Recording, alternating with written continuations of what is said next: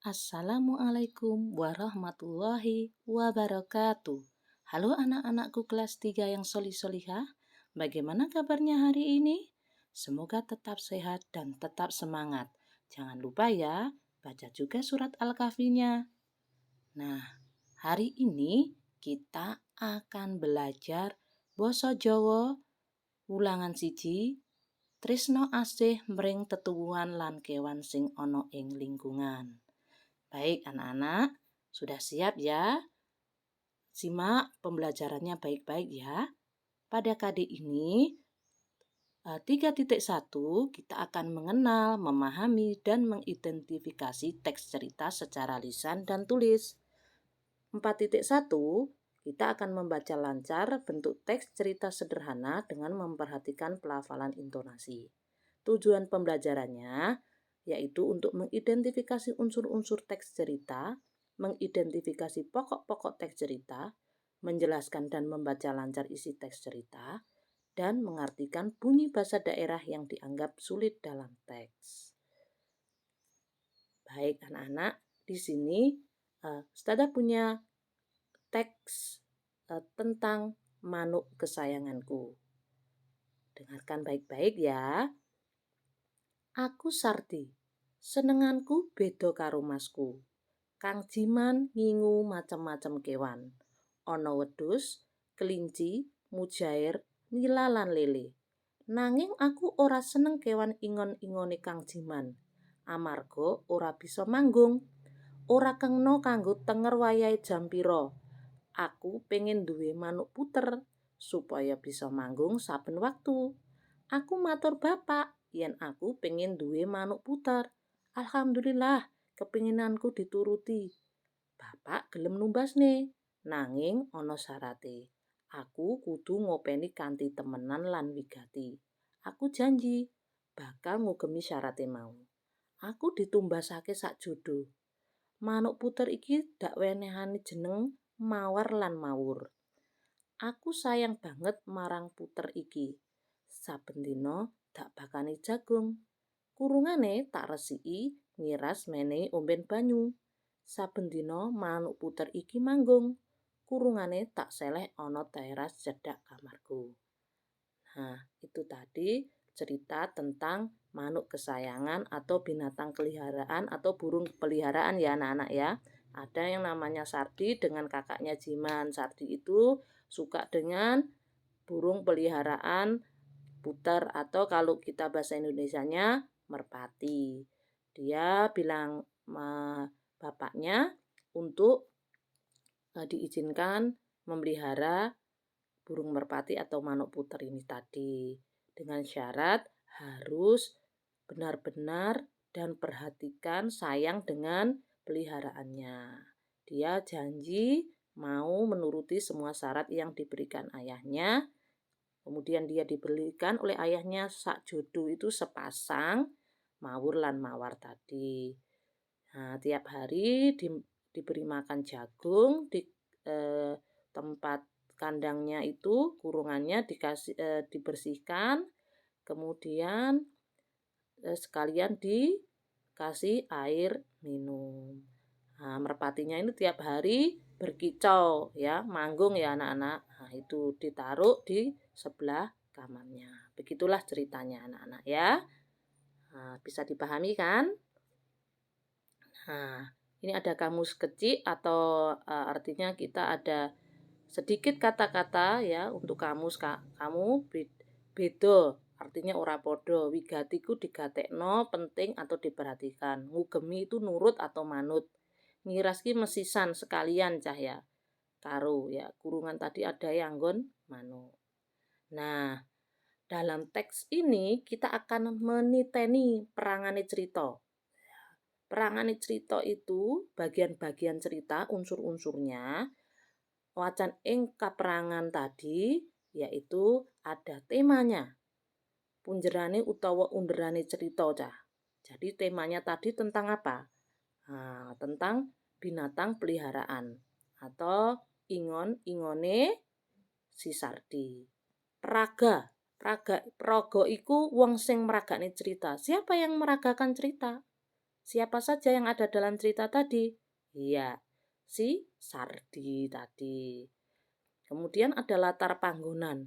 Panggonan itu atau tempat kejadian cerita. Di mana tempat kejadiannya? Oh, di halaman rumah Sardi di dekat kamar Sardi, ya kan? Tadi eh, kurungannya ditaruh di sebelah kamar Sardi, di depan, di halaman depan. Kemudian latar waktu. Kapan kejadian cerita? Kapan itu kejadian ceritanya? Nah, tiap pagi saat burung peliharaannya itu berkicau. Setiap hari ya. Kemudian alurnya. Bagaimana melakukan kejadian ceritanya? Alurnya bagaimana? Alur maju ya. Dari dia belum punya, sampai dia punya, sampai dia memelihara. Nah, itu namanya alur maju anak-anak ya. Ada alur mundur, ada alur maju. Di sini alurnya yaitu alur maju. Kemudian unsur cerita yang keenam yaitu amanat, yaitu pesan atau tulodo atau contoh yang baik yang bisa diambil dari cerita itu. Oh, apa tadi amanatnya dari manuk kesayanganku tadi?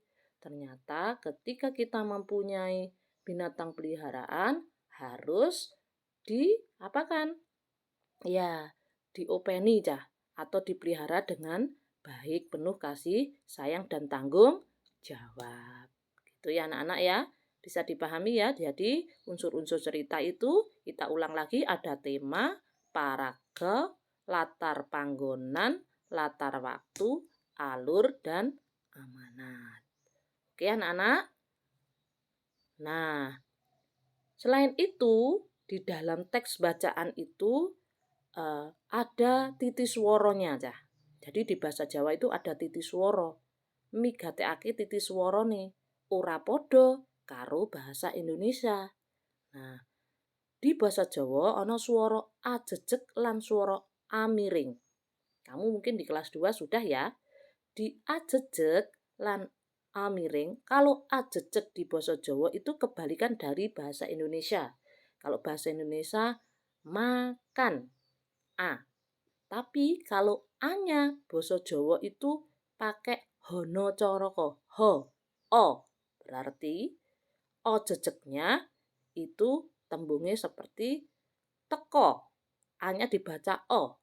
Teko, olo, koyo, ono, dawa, sopo, loro, moto. Lan sapetunggali. A-nya dibaca o itu malah a jejeg, a asli. Kalau di bahasa Jawa, kebalikan dari bahasa Indonesia ya anak-anak ya, dititeni.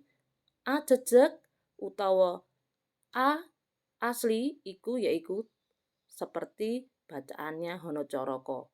Dibaca terbalik. A dibaca o. Teko, olo, koyo, ono, dawa, sopo, loro, moto. Nah, kalau suara a miringnya malah kalau di bahasa Indonesia yang asli ya. Contohnya tembung mangan kan a. A sama dengan a itu justru yang miring anak-anak. Mangan, kewan, acar, papan, bapak. Nah, itu a sesuai dengan a sesuai dibaca a, maka itu a miring kalau di bahasa Jawa. Jangan terbalik ya anak-anak ya. Dititeni. Nah, coba saiki kowe goleki tulodo liyane sing sakliyane disebut ustazah, saged napa mboten? Bisa ya? Baik. Nah, kesimpulan pada pembelajaran ini dalam teks cerita kita bisa mengidentifikasi unsur-unsur teks cerita lan pokok-pokok teks ceritanya. Kemudian kita bisa menjelaskan lancar teks ceritanya. Ketiga, mengartikulasikan bunyi bahasa daerah yang dianggap sulit dalam teks cerita. Kemudian yang terakhir, kita harus rajin membaca supaya pintar seperti yang sudah tersurat dalam Quran surat Al-A'laq 1-5 tentang di mana kita harus disuruh membaca untuk mencari ilmu. Jadi kebiasaan literasi membaca ternyata sudah diperintahkan dan diatur oleh Al-Quran anak-anak. Kalau kita mengimani Al-Quran, berarti kita juga harus menjalankan segala aturan. Kita biasakan membaca untuk menambah ilmu kita. Semangat ya anak-anak ya. Sekarang tugasmu, bacalah teks yang ada di bawah ini, kemudian cari dan isi unsur-unsur ceritanya, kemudian kamu foto dan kumpulkan di Google Classroom ya. Kamu bisa menulis sendiri di buku tulis, atau ini kamu print, kamu buat kotak, kamu tulis, kamu foto. Sudah jelas ya? Baik. Terima kasih anak-anak, pembelajaran kita berakhir sampai di sini. Kurang lebihnya Ustazah mohon maaf. Wassalamualaikum warahmatullahi wabarakatuh. Salam semangat.